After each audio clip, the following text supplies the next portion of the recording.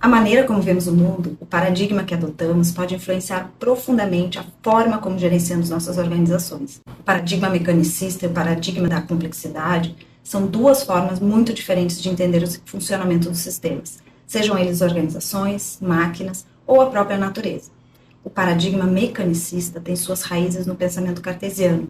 Ele vê o mundo e os sistemas de maneira linear, previsível e irredutível. Ou seja, qualquer fenômeno pode ser explicado ao dividir suas partes e entender como elas funcionam individualmente. Ele parte da premissa de que essas partes interagem umas com as outras, sempre da mesma forma, como uma máquina.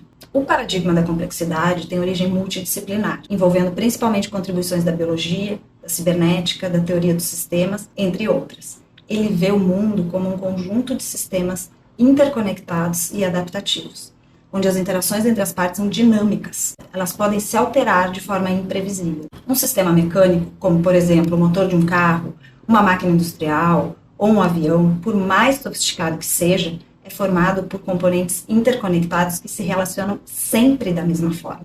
Por mais intrincados e desafiadores que sejam, os problemas podem ser solucionados por especialistas, com conhecimento técnico e que são capazes de entender essas inter-relações.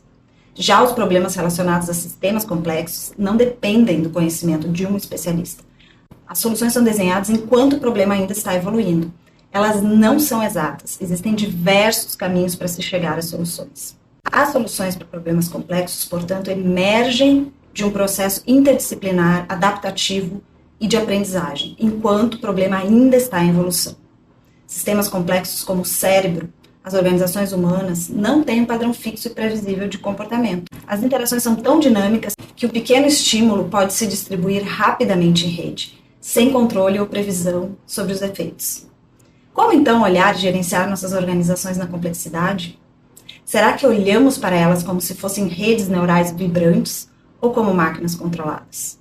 Assim como os neurônios se conectam e se comunicam por meio de sinapses, criando uma rica tapeçaria de interações que resultam em aprendizagem, nossas equipes também precisam criar novas interações e se entrelaçar em redes de conhecimento e de colaboração. Ao invés de estruturas que dividem, que limitam as interações no dia a dia e distanciam as pessoas dos clientes, precisamos pensar em modelos que agreguem, que integrem conhecimento, que libertem os talentos e sejam capazes de criar redes adaptativas, capazes de lidar com o mundo dinâmico em que vivemos.